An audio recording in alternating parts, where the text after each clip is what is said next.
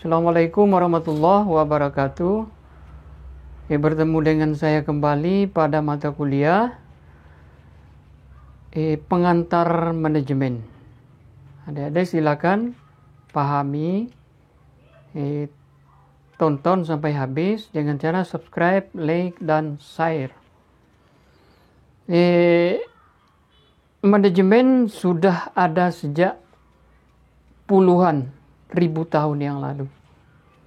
Artinya sangat lama manajemen itu. Ini dibuktikan dengan pembangunan piramid di Mesir yang melibatkan lebih kurang dari 100.000 pekerja selama kurun waktu untuk penyelesaian piramid tersebut lebih kurang 20 tahun. Sukses pembangunan piramid disebabkan dengan adanya seseorang yang merencanakan. Ada yang merencanakan, kemudian mengorganisasikan, menggerakkan tenaga kerja yang banyak itu, serta mengontrol pembangunannya. Jadi kesuksesan itu tak terlepas daripada manajemen atau ilmu manajemen. Sebelum abad ke-20 terjadi dua peristiwa yang sangat penting. Apa itu? Di dalam ilmu manajemen peristiwa pertama terjadi lebih kurang tahun 1776 saat Adam Smith menerbitkan sebuah doktrin ekonomi klasik.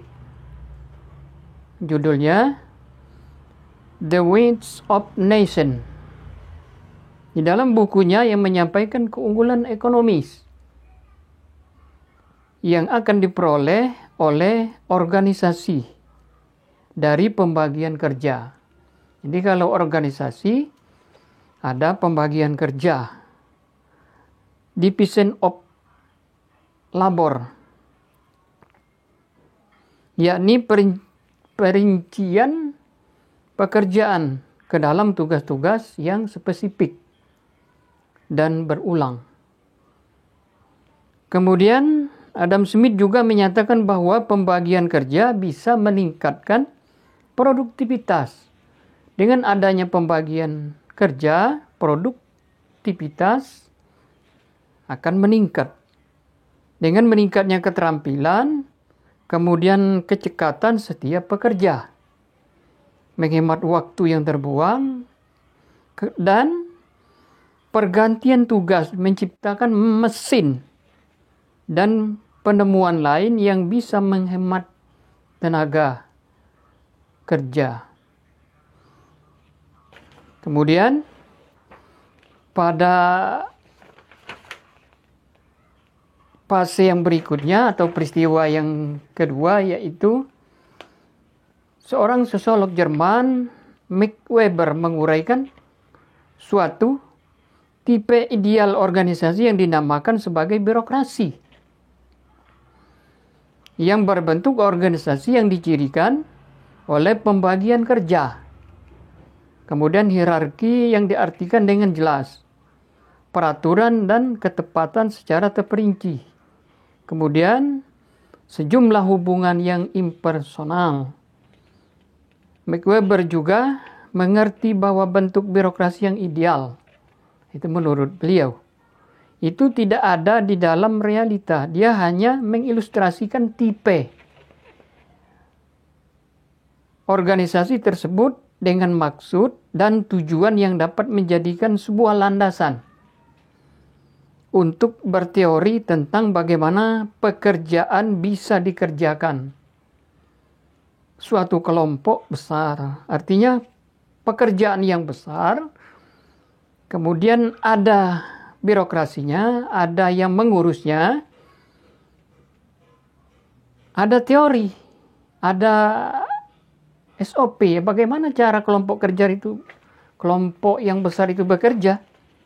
Nah, jadi menurut Max Weber itu ada teorinya. Kemudian apa yang menjadi unsur-unsur manajemen? Yang pertama manusia, mungkin di video sebelumnya sudah dibahas. Kemudian uang, kemudian material, mesin, metode, pasar. Kemudian fungsi-fungsi manajemen, itu juga mungkin di pertemuan sebelumnya sudah dibahas. Perencanaan yang pertama, kemudian perorganisasian, kepegawaian, pengarahan, pengontrolan.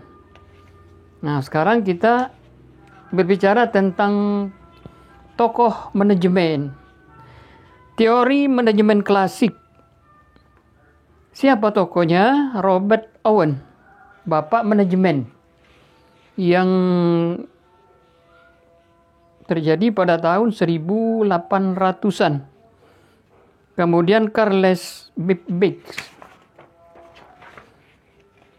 Kemudian Frederick Winston Taylor, bapak manajemen ilmiah dan lain sebagainya. Itu manajemen tokoh-tokoh manajemen klasik. Kemudian teorinya, teori manajemen klasik ada Henry Fayol, kemudian James D. Money, kemudian Mary Facket Follett, Custer I. Barnard. Ada 3 teori pemikiran manajemen. Yang pertama, teori manajemen klasik. Yang disponsori oleh Robert Owen pada tahun 1971 sampai 1858. Kemudian Robert Owen melimpahkan perhatiannya kepada penggunaan faktor produksi tenaga kerja. Selanjutnya disebutkan bahwa kuantitas dan kualitas hasil pekerjaan juga dipengaruhi oleh situasi ekstrim dan ekstren dan intren dari pekerjaan tersebut. Dari hasil penelitian, Robert Owen dikenal sebagai bapak manajemen personalia atau bapak koperasi dunia. Itu kemudian teori manajemen ilmiah disponsori oleh Frederick Winslow Taylor.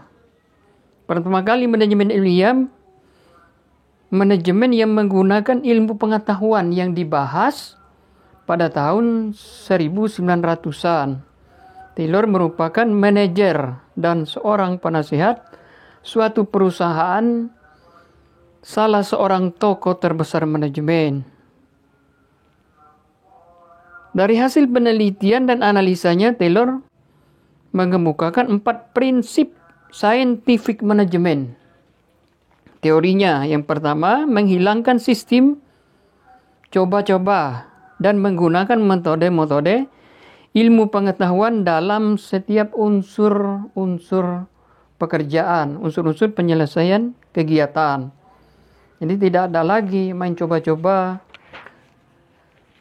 Kemudian teori yang kedua, setiap petugas harus dapat menerapkan hasil-hasil ilmu pengetahuan di dalam menjalankan tugasnya. Jadi itulah tugas pengetahuan, ada teori. Teorinya itu untuk menyelesaikan semua pekerjaan atau tugas-tugas yang sangat banyak. Kemudian harus bisa menjalin kerjasama yang baik antara pimpinan dan pekerja. Nah, di dalam organisasi sebelumnya dijelaskan juga ada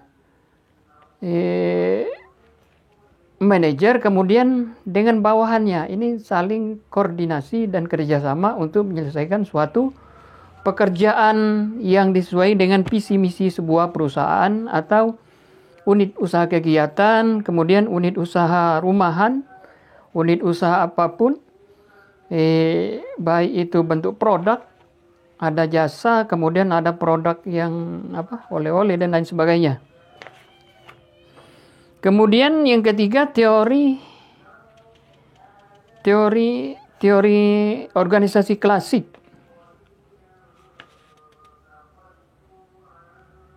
Kemudian ada teori organisasi klasik tokoh-tokoh organisasi klasik diantaranya Henry Fayol.